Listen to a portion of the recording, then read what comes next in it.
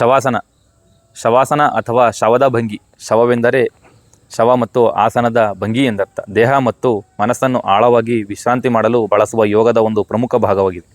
ಇದು ಒಂದು ವ್ಯಾಯಾಮದ ಅಧಿವೇಶನವನ್ನು ಕೊನೆಗೊಳಿಸಲು ಮಾಡುವ ಸರಳವಾದ ಪುನಶ್ಚೇತನಕಾರಿ ಭಂಗಿಯಾಗಿದೆ.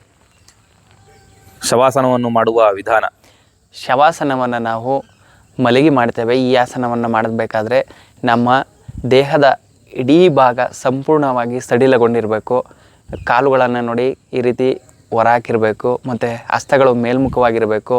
ಕತ್ತನ್ನು ನಮಗೆ ಕಂಫರ್ಟೇಬಲ್ ಅನಿಸಿದ್ರೆ ಯಾವ ಕಡೆಗೆ ಬೇಕಾದರೂ ವಾಲಿಸ್ಕೋಬೋದು.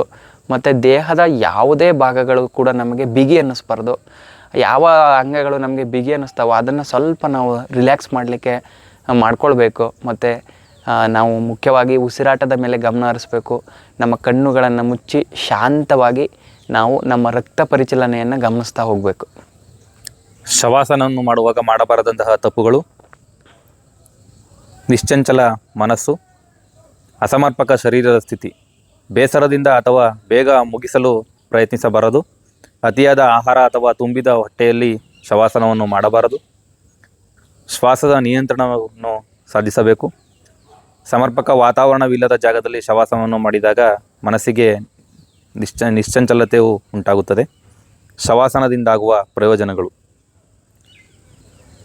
ಒತ್ತಡ ನಿವಾರಣೆ. ಇದು ನರಮಂಡಲವನ್ನು ಶಾಂತಗೊಳಿಸಿ ಒತ್ತಡ ಮತ್ತು ಆತಂಕವನ್ನು ಕಡಿಮೆ ಮಾಡುತ್ತದೆ. ರಕ್ತದೊತ್ತಡವನ್ನು ನಿಯಂತ್ರಿಸುತ್ತದೆ. ನಿದ್ರಾಹೀನತೆಯ ಸಮಸ್ಯೆಗೆ ನಿವಾರಣೆ. ಏಕಾಗ್ರತೆ ಮತ್ತು ನೆನಪಿನ ಶಕ್ತಿಯನ್ನು ಹೆಚ್ಚಿಸುತ್ತದೆ. ದೈಹಿಕ ಚೇತರಿಕೆಯನ್ನು ಪುನಶ್ಚೇತನಗೊಳಿಸುತ್ತದೆ. ಮುನ್ನೆಚ್ಚರಿಕಾ ಕ್ರಮಗಳು: ಕೆಳಬೆನ್ನಿನ ನೋವು ಇರುವವರು ಮೊಣಕಾಲುಗಳ ಕೆಳಗೆ ದಿಂಬು ಅಥವಾ ಸುತ್ತಿದ ಕಂಬಳಿ ಇಟ್ಟುಕೊಳ್ಳುವುದು.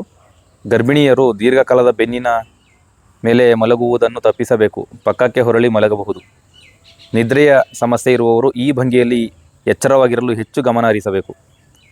ಶಾಂತ ಮತ್ತು ಆಹ್ಲಾದಕರ ವಾತಾವರಣದಲ್ಲಿ ಈ ಭಂಗಿಯನ್ನು ಅಭ್ಯಾಸ ಮಾಡುವುದು ಉತ್ತಮ. ಶವಾಸನವನ್ನು ಮಾಡುವಾಗ ದೇಹದಲ್ಲಿನ 7 ಚಕ್ರಗಳು ಕೂಡ ಸಮತೋಲನವನ್ನು ಸಾಧಿಸಿ ಸಂಪೂರ್ಣ ವಿಶ್ರಾಂತಿಗೆ ಸಹಾಯಕಾರಿಯಾಗುತ್ತದೆ. ನಂತರ ನಿಧಾನವಾಗಿ ಉಸಿರಾಡುತ್ತಾ ನಿಧಾನವಾಗಿ ಕಣ್ಣುಗಳನ್ನು ಬಿಡುತ್ತಾ ಸ್ಥಿತಿಗೆ ಮರಳುವುದು. ಈ ಶವಾಸನವನ್ನು ಕನಿಷ್ಠ ಎಂದರೆ 2 ರಿಂದ 3 ನಿಮಿಷವಾದರೂ ಮಾಡಬೇಕು.